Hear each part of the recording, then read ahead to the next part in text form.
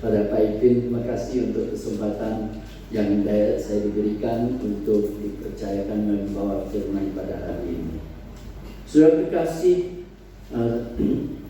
saya akan mengajak kita melihat satu bagian dari firman Tuhan yang berkaitan dengan tema kita hari ini, yaitu tema mengapa orang percaya harus bertumbuh secara rohani. Saya akan mengambil dari Efesus pasal 4 ayat yang ke-9 sampai yang ke-16 sebagai dasar dari perenungan kita hari ini. Demikian Efesus pasal 4 ayat ke-9 sampai yang ke-16.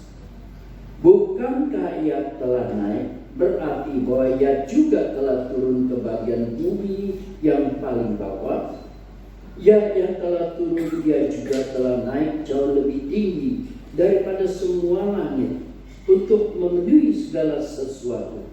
Dan ialah yang memberikan baik rasul-rasul maupun nabi-nabi, baik pemberita-pemberita Injil maupun gembala-gembala dan pengajar-pengajar, untuk memperlengkapi orang-orang kudus bagi pekerjaan pelayanan, bagi pembangunan tubuh Kristus, sampai kita semua telah mencapai kesatuan iman dan pengetahuan yang benar tentang Anak Allah, kedewasaan penuh dan tingkat pertumbuhan yang sesuai dengan kepenuhan Kristus, sehingga kita bukan lagi anak-anak yang diombang-ambingkan oleh rupa-rupa angin pengajaran, oleh permainan palsu manusia dan kelicikan mereka yang menyesatkan, tetapi dengan teguh berpegang pada kebenaran di dalam kasih, kita bertumbuh di dalam segala hal ke arah Dia,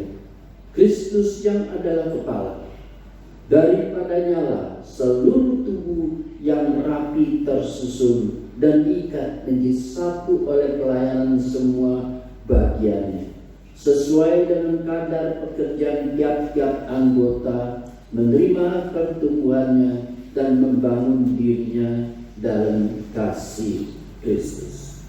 Saudara, ketika kita merenungkan tema yang sangat penting, saya percaya mungkin di dalam apa yang sudah ditetapkan selama ini 1 bulan berkaitan dengan pertumbuhan kali ya. Ya, maka itu menjadi penting. Mengapa kita harus bertumbuh? Ini menjadi suatu hal yang berbeda ketika orang menjadi seorang pemeluk agama. Saudara, banyak orang yang memeluk agama, dia hidup di dalam secara agama, tetapi kekristenan berbicara berbeda. Kekristenan berbicara bukan soal pemelukan agama yang melakukan segala aturan agama, yang menjalankan segala ketentuan-ketentuan agama, bahkan menjalankan semua ritual-ritual agama. Berapa banyak orang yang boleh datang ke gereja dengan rajin? Berapa banyak orang yang boleh menjalankan semua ini dengan doa, puasa, dan segala macam. Khususnya menjelang hari dari kenaikan sampai ke hari Pentakosta hari ini. Gereja banyak yang terus mengadakan doa puasa 10 hari. Saudara, apakah ini merupakan satu pertumbuhan rohani? Ataukah ini merupakan hanya sesuatu apa yang menjadi ketentuan oleh satu gereja untuk menunjukkan bahwa dia adalah seorang agamawi yang mengikuti aturan-aturan gereja, tata ketentuan yang ditetapkan? Saudara, satu hal yang penting untuk kita melihat, agama dengan pemeluk agama, baik mereka itu dari agama apapun, mereka pasti hanya menekankan segala aktivitas yang kelihatan itu merupakan suatu hal yang bagi mereka sudah melakukan kewajiban dan tanggung jawab. Berbeda kita dengan orang Kristen. Kita adalah hidup di dalam kerohanian. Artinya kita adalah orang-orang sejak kita terima Yesus. Kalau dulu sebelum kita terima Yesus, kita adalah orang yang ada dalam kebinasaan. Di dalam kebinasaan kita tidak punya kehidupan rohani. Karena kerohanian adalah dimulai ketika orang percaya Yesus. Maka saat itu kita dipulihkan hubungan dengan Tuhan. Maka di saat itu kita diberikan satu hidup baru oleh Roh Kudus. Dan kita mulai hidup dalam satu hidup yang namanya hidup kerohanian. Begitu penting ketika kita mengatakan orang harus bertumbuh di dalam rohani. Pertumbuhan rohani untuk memberikan kita satu indikasi, satu tanda bahwa kita benar-benar orang yang sudah mengalami lahir baru. Saudara, ketika kita belum lahir baru, kita adalah orang yang terputus dengan Tuhan. Kita adalah orang yang disebut sebagai binasa. Artinya kerohanian kita sudah mati. Ketika kita orang berdosa, harus kita tidak lagi dilihat oleh Tuhan. Maka di dalam Kristus, saudara, kita dipulihkan. Sejak itu, saudara saya, di dalam Kristus kita mulai satu hidup yang namanya kehidupan rohani. Kehidupan rohani adalah sesuatu hubungan yang baik, relasi yang baik, di mana Tuhan ada di dalam kita, kita ada di dalam Tuhan, seperti apa yang dikatakan dalam Yohanes pasal yang ke-15. Di situ mulai orang-orang yang namanya orang percaya. Mereka mulai dari kehidupan rohani. Di dalam kerohanian mereka terus bertumbuh. Maka penting pertumbuhan rohani untuk menandakan kalau saudara adalah orang-orang yang sudah dilahir baru, memiliki hidup Kristus yang di dalam diri saudara dan dalam diri saya. Saudara, kalau kita tidak tumbuh, apa bedanya kita dengan satu boneka yang dilihat dari luar, tetapi sekalipun kelihatannya indah, tapi taruh dia di situ setahun, 2 tahun, 3 tahun, dia tidak ada perubahan. Dia tidak ada sesuatu yang bisa dia tunjukkan berbeda dari tahun lalu. Maka itu pertumbuhan rohani sebagai satu tanda bahwa kita memiliki hidup dari Tuhan dan kita memiliki suatu hidup yang sehat. Saudara, kalau rohani kita enggak baik, kita tidak bakal bertumbuh. Rick Warren berkata, seorang yang tidak bertumbuh kerohaniannya, artinya kemungkinan satu, emang dia tidak memiliki hidupnya Kristus. Yang kedua adalah dia mengalami suatu penyakit dalam rohani. Rohani yang sehat dia harus bertumbuh. Seperti saudara melihat seorang bayi yang sehat, dia akan bertumbuh. Dari bayi dia akan menjadi anak-anak.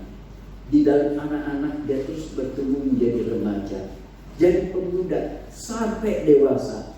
Ini menjadi suatu pertumbuhan yang menyatakan saudara hidup bukan saja hidup, tapi saudara adalah seorang yang sehat. Saudara kekasih, maka itu di dalam Efesus dikatakan kita semua bertumbuh menuju kepada sepenuh kepenuhan Kristus. Artinya pertumbuhan ini tidak pernah berhenti. Pertumbuhan ini harus terus terjadi. Pertumbuhan ini ada satu titik tujuan, adalah semakin kita serupa dengan Kristus. Sering waktu mungkin ada waktu kita mengalami kejenuhan. Kerohanian kita saat itu lagi capek. Mungkin kerohanian kita menjadi saat itu sedang sakit. Hubungan kita dengan Tuhan sudah tidak seakrab dengan sebiasanya. Maka saat itu kita rasakan, ya udah mau ke gereja nggak ke gereja juga sama. Apalagi saya nggak tahu semasa pandemi apakah membuat kita dalam pertumbuhan rohani menjadi stuck. Ketika ada stuck, artinya ada suatu penyakit yang terjadi dalam kehidupan saudara dan saya. Kerohanian kita tidak lagi bertumbuh. Maka di dalam Yohanes pasal 15 mengatakan kita tidak mampu berbuah. Kehidupan rohani yang bertumbuh harus memberikan dampak pada diri sendiri. Itu satu perubahan yang bisa dilihat oleh orang. Dari dampak dari diri sendiri memberikan dampak kepada orang lain. So itu menjadi penting. Maka itu pertumbuhan rohani adalah suatu keharusan bagi setiap orang-orang percaya. Saudara, berapa banyak ada orang yang ketika dibesuk karena udah lama nggak datang, lalu ditanya, kenapa? Kok jauh dari ibadah? Kenapa? Rasa kecewa. Saudara, seorang yang tumbuh rohnya baik, dia tidak kena masalah di tengah gereja membuat dia menjadi pasang dan surut. Kenapa? Itu adalah dari dalam hubungan dia dengan Tuhan. Bukan karena hubungan sesama manusia dari luar yang memberi pengaruh dia untuk tidak bertumbuh. Mari kita boleh periksa diri kita masing-masing. Apakah kita sungguh memiliki hidup dari Kristus yang memulaikan hidup kerohanian kita mulai terus bertumbuh. Maka dalam pertumbuhan ini membuat kita merasakan bahwa ada sesuatu kekuatan yang di dalam kita. Ingat, bukan dari luar ke dalam, tapi dari dalam kita. Karena hubungan dengan Kristus yang terus terjadi perubahan yang orang semakin lihat, kita semakin berbeda. Saudara kekasih, maka ini Efesus di mana Paulus berkata pada mereka, hari ini kita lihat Tuhan berikan gembala-gembala, Tuhan berikan pengajar-pengajar, Tuhan berikan rasul-rasul pada zamannya mereka melayani. Demikian juga Tuhan berikan karunia-karunia nabi untuk menyampaikan berita-berita Tuhan kepada setiap kita.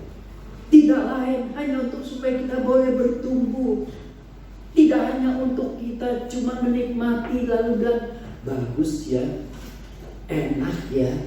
Tapi bagaimana engkau mengikuti semua apa yang Tuhan sediakan dari firman pengajaran? Apakah engkau dibangun untuk merasakan satu pertumbuhan dalam hidupmu? Ini menjadi penting, saudara. Yang kedua, pentingnya pertumbuhan rohani.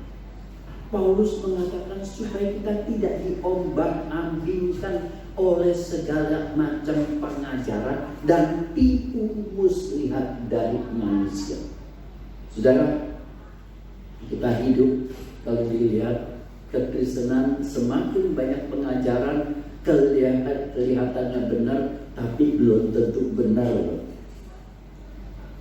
Berapa banyak yang masuk, saya dengar dari mulai dari tumpuk punya pengajaran yang sesat itu adalah kilat dari timur. Mereka sudah datang, mereka sudah mulai masuk ke mall, khususnya mereka mencari orang-orang Chinese. Ketika saya pelayanan di China, satu tantangan pengajaran sesat yang muncul di situ ada beberapa. Salah satu adalah kilat dari timur yang disebut Tungfang Samtian. Tungfang Samtian, kilat dari timur itu yang dilihat kita, mereka mengutip dari Injil Matius pasal yang ke-24, dikatakan nanti ada kilat dari timur. Seakan-akan mereka mengambil kilat dari timur itu adalah pemimpinannya adalah menjadi seorang Kristus yang diutus oleh Allah. Kalau dulu Allah mengutus Kristus sebagai seorang laki-laki, kalau zaman sekarang diutus adalah Kristus yang seorang perempuan. Pemimpin mereka adalah perempuan. Mereka menyebar orang-orang yang sudah dibina, yang sudah terdidik untuk masuk ke gereja-gereja. Begitu mengerikan ketika mereka masuk, lalu mereka mengajak hamba-hamba Tuhan untuk berdebat. Sering waktu hamba Tuhan terjebak, merasa kamu nggak benar, ajaran saya benar. Akhirnya mereka mancing hamba Tuhan untuk naik ke tempat mereka. Mereka ada di satu gunung. Ketika sampai di situ hamba Tuhan, saudara, diajak untuk berdiskusi. Padahal mereka menjebak, mereka nggak keluar lagi. Setelah itu hamba Tuhan ini mereka dimasukin malam, dimasukin perempuan-perempuan untuk ke kamar, dan kalau hamba Tuhan tidak bisa mampu menahan, mereka terjadi suatu perzinahan, dan itu direkam. Mereka ada rekaman itu. Kalau yang masih bertahan, tapi mereka rekaman seakan-akan hamba Tuhan itu mempelajari perempuan-perempuan yang mereka kirim masuk ke kamar.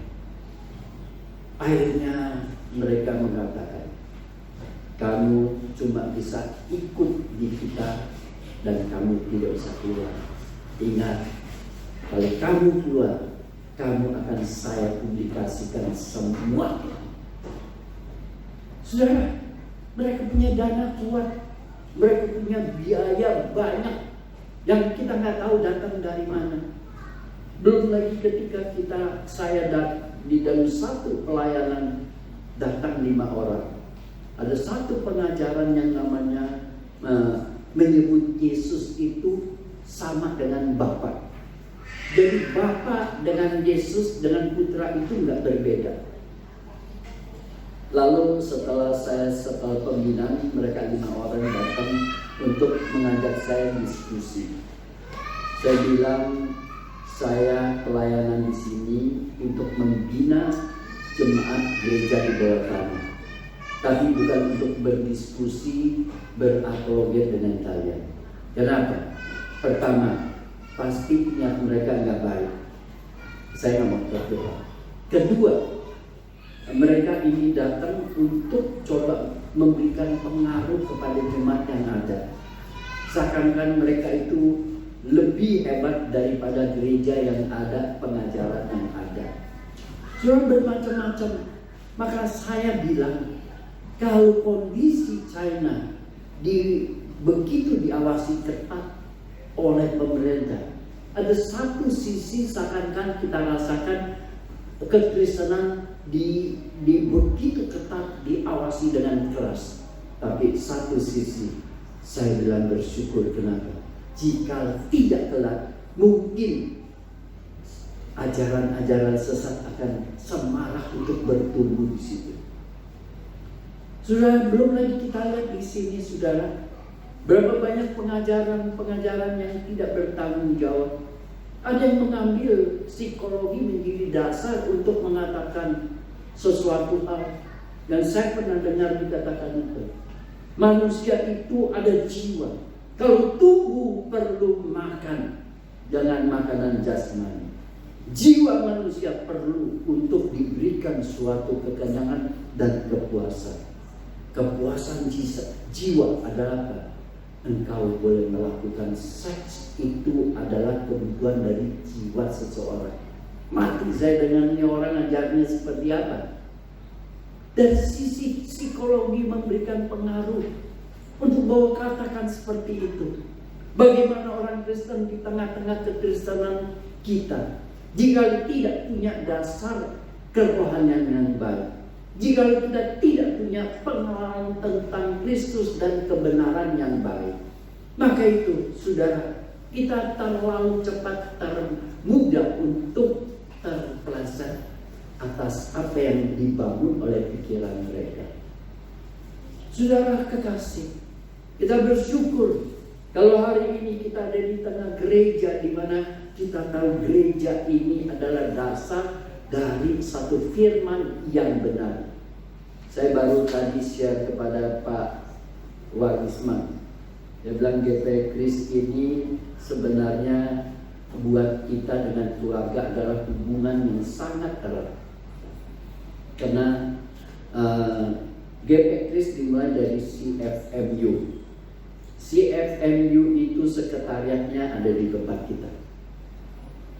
Ya, waktu pertama Dr. Lelen Wang datang mendirikan CFMU dan bersama dengan Pak almarhum Bong Chung Eun. Nah, beliau kalau datang biasanya suka tinggal di rumah. Jadi hubungan pendiri GP Kris dengan Papa itu kita dekat sekali. Kita bagaikan keluarga. Lalu kalau yang di Makassar, lalu yang di Kalimantan. Dan saya sendiri adalah anak angkat dari istri Dr. Lelen Wang. Ya, begitulah kedekatan. Dan saya sendiri adalah dari STT Jeffrey, yang dimana juga dari hubungan Jeffrey yang langsung mendirikan sekolah dan pelayanan di Indonesia. Jadi CFMU adalah kelompok di mana binaan Jeffrey di China. Lalu mereka mengadakan satu gerakan untuk penginjilan keluar di luar daripada China, khususnya mereka mulai ada di Indonesia. Maka kita nggak asing buat saya. Nah, khususnya Pasar Baru ini yang didirikan ini adalah Pak Pendeta Yakub Wang. Pak Yakub Wang selama dia kuliah di saat kalau dia praktek ke Jakarta pasti tinggal di rumah kita. Ya. Maka hubungan kita dengan keluarga, dengan pendiri GP Kris Pasar Baru ini juga sangat dekat. Kalau kita semua ini adalah sesuatu yang Tuhan percayakan, maka saya bilang apa? Saudara beruntung jika engkau ada di tempat gereja GP Kris. GP Kris dimulai yang di dalam atas dasar akar firman Tuhan yang kokoh, dalam satu pengajaran yang secara bertanggung jawab. Hari ini terlalu banyak gereja yang banyak memberikan satu pengajaran, kelihatannya benar, belum tentu benar. Saudara akan dibawa di dalam satu pemikiran agar kita digiring masuk dalam satu konsep pemikiran yang dibangun oleh mereka. Berapa banyak saudara mereka yang merasa terbawa oleh keadaan emosi, mereka merasakan kita mengalami revival, tetapi padahal di dalam kerohanian mereka tidak pernah bertumbuh. Mereka hanya diberikan semangat-semangat, tetapi ketika mereka menghadapi masalah, iman mereka semua banyak yang rontok. Saudara, kebangunan pertumbuhan daripada kerohanian harus berakar di dalam Kristus dan bertumbuh menuju kepada kepenuhan Kristus. Yaitu dimulai dari apa? Pengenalan dan kebenaran itu terus bertumbuh. Ini adalah satu proses yang harus berjalan sampai kepenuhannya itu. Di dalam proses ini saudara semakin kenal, saudara semakin terbangun iman saudara. Maka itu pertumbuhan rohani untuk supaya saudara semakin dapat iman berakar di dalam firman. Hari ini saya sering mengatakan kalau gerakan iman, faith movement, membangun konsep iman adalah kuasa yang mampu merubahkan segala. Tetapi membuat iman adalah satu kekuatan yang bisa mendorong Tuhan bekerja. Kembali firman Tuhan lagi. Iman adalah karunia Tuhan untuk kita semakin mampu percaya Tuhan, semakin mampu kita mengenal Dia. Sampai pada saat tertentu di mana iman dan pengenalan itu membuat kita seluruhnya berani menyerahkan diri dalam tangan Tuhan. Iman yang benar bukan menjadi kuasa suruh Tuhan bekerja, tapi iman yang benar kita berani menyerahkan diri dalam tangan Tuhan untuk sebagaimana maunya Tuhan, maka terjadilah. Saudara, apakah hari ini kita lihat kita punya kuasa dengan iman bisa sebesar rasul-rasul pada zamannya Tuhan Yesus? Mereka dengan iman yang penuh atas pengenalan Kristus, mereka di dalam kuasa Roh Kudus, mereka melayani, bahkan mereka tidak gentar. Terakhir satu persatu mereka harus jadi martir dan korban mati. Mereka tidak pernah dengan iman mereka tunjukkan kuasa, mengatakan, "Aku, ketika engkau paku di tangan saya, maka paku itu tidak akan masuk." Petrus rela untuk dipantek dan terbalik. Paulus rela untuk dipenggal. Semua mati jadi martir yang tidak pernah karena iman ditunjukkan kuasanya, tapi iman yang menunjukkan jangan menaklukkan diri dia bahwa kedaulatan Allah itu menjadi penting. Saudara, ini seberapa jauh engkau boleh mengerti kebenaran dengan pertumbuhan rohanimu, seberapa engkau boleh dibangun satu konsep yang benar. Begitu mengerikan, dari satu zaman ke satu zaman, satu gerakan menuju satu gerakan, dan tidak konsisten. Kalau kita lihat dari gerakan-gerakan iman atau dikatakan gerakan karismatik, dimulai dari mereka mengangkat iman sebagai power. Akhirnya yang sangat lucu, artinya ketika Kenneth Copeland, itu bapak gerakan faith movement itu, dia bilang ketika satu hari dia melihat dalam penglihatan ketika dia bersama dengan Tuhan Yesus sedang bermakan, nikmati perjamuan. Lalu iblis datang. Ketika iblis datang, lalu dia bilang, "Saya engking dalam nama Yesus." Iblisnya lari. Lalu Tuhan Yesus bilang, "Engkau hebat imanmu. Imanmu bisa menunggu." Apa ini? Ajaran apa? Seakan-akan mau meninggikan sendiri, mau mengajar, menunjukkan suatu pengajaran yang apa yang dia temukan sekalipun tidak sesuai dengan firman, untuk boleh membawa orang. Saya sangat sedih ketika lihat kalau kekristenan dibawa satu arah di mana pertumbuhan, tetapi tidak di atas dasar kebenaran.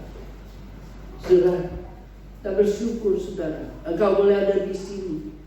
Satu gereja dibangun oleh darah dan keringat dari pendahulu. Mereka berjuang karena demi iman kepada Kristus bahwa apa yang Tuhan perintahkan saya akan kerjakan. Di dalam saya kerjakan, ada buah-buah pasti akan bertumbuh dan dihasilkan. Saudara, engkau adalah buah-buah hasil daripada yang terdahulu, dari iman mereka, dari pergumulan mereka, atas kebenaran firman yang terpanggil untuk melayani, berikan diri. Pendeta Bob Joon bukan seorang yang hidup mewah. Dia adalah seorang petani. Dia hidup bertani. Untuk awalnya mulai GP Kris itu hanya untuk sekedar buat bisa hidup. Atas panggilan ditunjukkan, maka baru ada hari GP Kris hari ini seperti ini. Sudah kekasih, maka begitu penting engkau boleh bertumbuh dan harus bertumbuh dalam kerohanian saudara. Agar kita benar-benar memiliki satu dasar yang benar di dalam iman dan pengenalan. Agar kita dapat membedakan yang mana yang benar dan yang mana tidak benar. Suatu ketika ada dari Korea yang nama dari Abraham Park, mungkin saya nggak tahu saudara pernah dengar, mereka menulis ada beberapa seri buku, itu buku seri-seri yang warisan iman. Ketika dia datang ke STT Baptis, dia menawarkan untuk bekerja sama. Lalu saya dan Pak Dwi kita ikut dan kita dengar. Awalnya nggak kelihatan apa-apa. Bahkan bekas ex ketua PGI Pak Yewangu mendukung dia. Setelah mengikuti beberapa, saya bilang, Pak Dwi, saya kok rasanya ada nggak damai. Mulai muncul, dia bilang, buku ini adalah hasil perkataan dari Abraham Park. Selama sekian puluh tahun di atas gunung, mendapatkan wahyu dari Allah. Wah, mengerikan ya. Artinya dia nggak beda dengan seorang nabi atau seorang rasul yang langsung dapat wahyu dari Allah. Dasar yang kita tahu yaitu wahyu sudah berhenti. Yang ada adalah iluminasi atas apa yang diwahyukan Allah, itu firman untuk kita boleh semakin mengerti. Maka dia tulis buku ini sebagai satu wahyu baru yang dia dapat dari Allah. Langsung saya bilang, Pak Dwi, berhenti. Kita tidak perlu dengan hubungan mereka. Bahkan kita semua mau diundang ke Korea untuk training menjadi duta-duta mereka di dalam gerakan mereka. Kepekaan itu datang ketika kita dekat dengan Tuhan.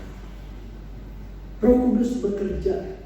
Roh Kudus terus berbisik dan bekerja. Enggak benar. Enggak benar. Yang terakhir yang bikin mengerikan, saudara, buku ini, ajaran kita harus disebarkan ke seluruh dunia. Bagaikan Injil yang harus disebarkan. Dia ngaku mereka dari Presbyterian. Tetapi ketika saya cek dari Presbyterian yang di Korea, mereka bilang ini adalah satu ajaran yang sesat, tapi pakai nama Presbyterian. Saudara kekasih, betapa pentingnya saudara bertumbuh di atas dasar yang benar. Kehidupan rohani adalah kedekatan pribadi kita dengan Tuhan yang begitu karib dan intim. Untuk kita mendatangkan kepekaan dan kita tahu bahwa ini benar dan itu tidak benar. Dan apa yang harus kita turuti dan apa yang harus kita tolak. Sehingga kita boleh tetap tidak disesatkan. Yang ketiga, pertumbuhan rohani yang adalah suatu hal penting adalah terjadi sesuatu dampak bagi diri sendiri. Bahkan dikatakan pertumbuhan rohani memberikan dampak bagi diri kita, bahwa kita terdorong ikut mengambil bagian di dalam pelayanan. Hari ini saudara, tidak satu orang yang Tuhan membiarkan kita cuma duduk enak-enak masuk surga. Kita berhenti cuma yang penting percaya Yesus, lalu uncang-uncang kaki tunggu kapan masuk surga. Sudah Tuhan berikan satu hidup buat kita. Dalam hidup ini membangun hubungan intim dengan Tuhan. Maka didorong untuk kita menjalankan apa yang Tuhan perintahkan. Tidak satu orang boleh diam. Engkau harus bersaksi. Dikatakan membangun tubuh Kristus seturut dengan bagiannya masing-masing. Saudara dan saya di pertumbuhan rohani, kita dipanggil untuk ikut berbagian di dalam bagian kita membangun tubuh Kristus. Kalau saudara diam, artinya saudara sendiri tidak bertumbuh rohani. Seorang rohani yang tumbuh, hatinya terdorong untuk ikut berbagian. Dia sadar dia ada di dalam tubuh Kristus, satu bagian yang ikut bekerja, mengambil bagiannya untuk melayani. Saudara, bagaimana? Apakah kita terdorong untuk melayani? Apakah kita cuma tunggu untuk menamakan? Yang penting Tuhan datang untuk saya dijemput masuk surga. Atau kita berkata, Tuhan, saya bersyukur kalau saya boleh ditempatkan menjadi tubuh Kristus untuk bersama-sama melayani. Saya ambil bagian dalam pelayanan. Mungkin saya tidak menjadi pendeta, mungkin saya tidak jadi penginjil, tapi ada bagian pelayanan yang harus saya kerjakan sebagai tunjuk pertumbuhan rohani saya, karena saya cinta Tuhan dan mencintai sesama. Mari saudara, biar kita boleh dibakar terus dalam suatu semangat pelayanan, karena rohanimu semakin bertumbuh, semakin cintamu kepada Tuhan, semakin engkau tunjukkan di dalam dirimu, semakin cintai sesama.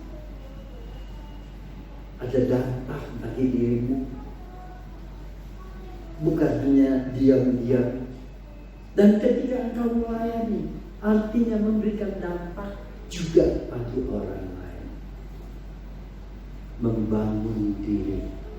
Membangun diri artinya apa? Sesuatu perubahan demi perubahan terjadi dalam hidupmu. Perubahan, pertumbuhan rohani, artinya kualitas hidupmu juga semakin ikut berubah. Coba kita lihat, apakah saya tahun lalu dengan tahun ini ada perubahan?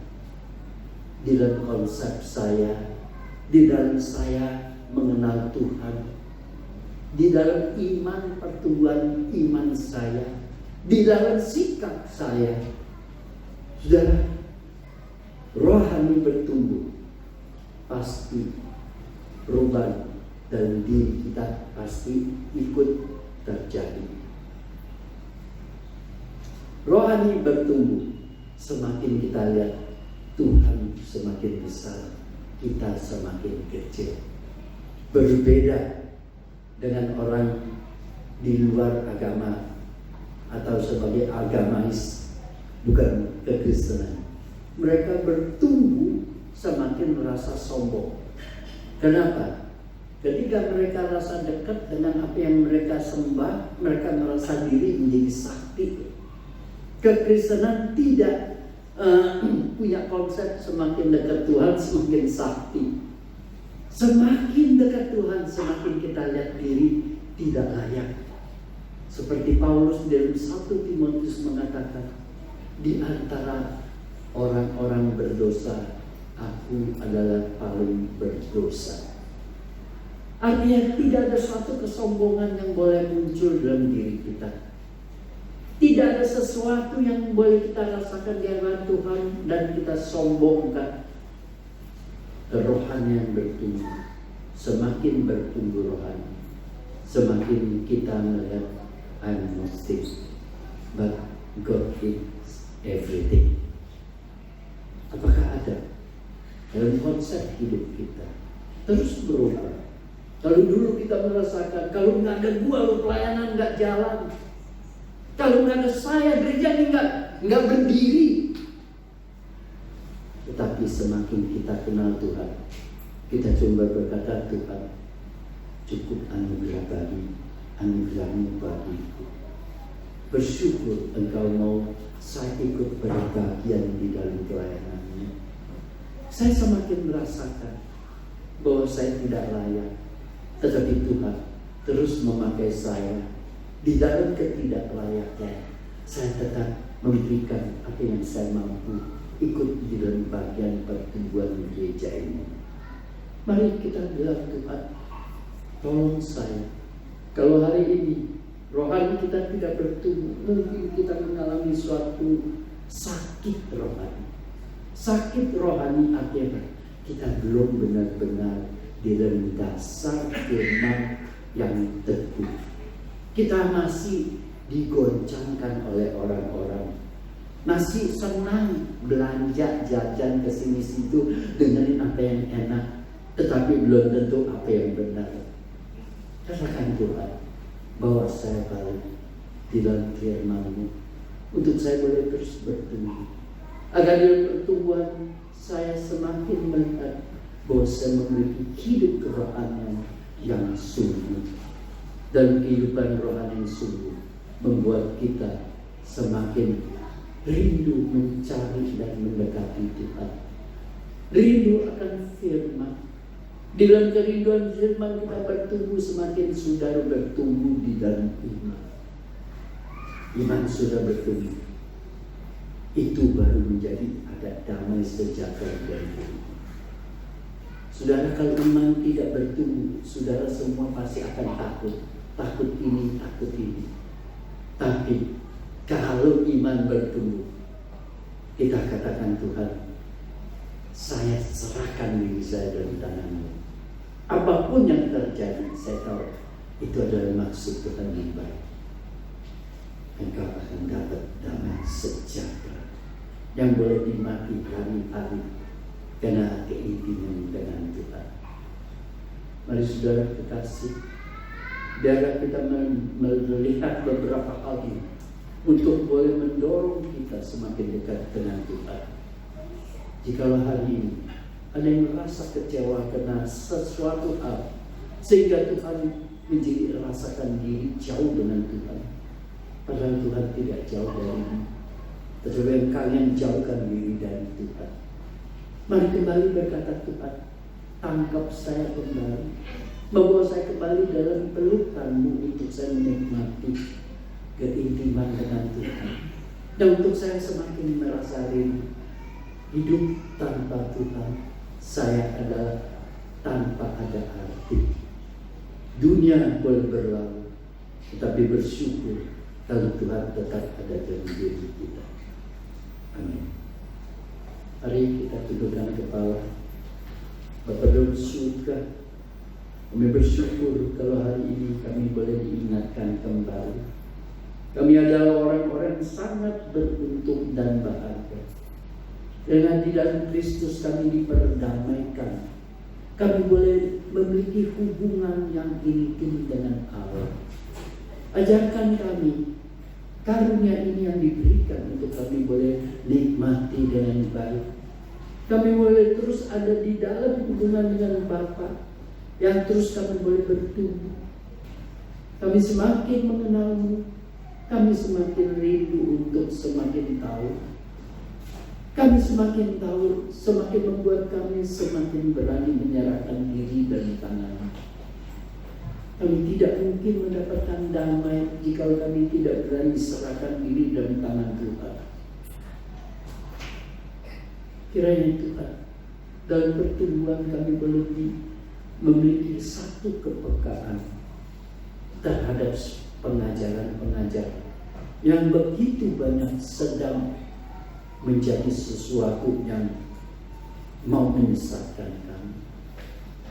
Di dalam pertumbuhan firman dan dalam hati kami, kerohanian kami semakin bertumbuh, maka kepekaan kami terhadap apa yang tidak baik dan apa yang baik semakin kami rasakan, dan kami mampu untuk memilah apa yang benar dan apa yang tidak benar. Biarlah pertumbuhan rohani membuat dampak bagi diri kami.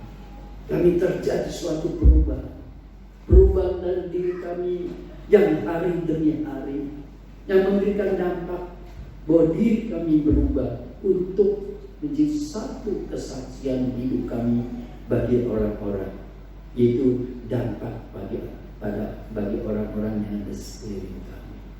Pakai kami Tuhan. Kami rindu menjadi alat Tuhan, ikut berbagian dalam pelayanan.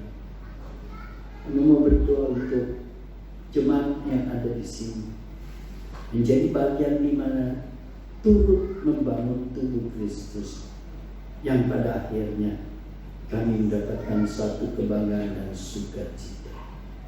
Terima kasih Tuhan. Inilah doa kami yang kami panjatkan hanya di dalam nama Tuhan Yesus. Amin.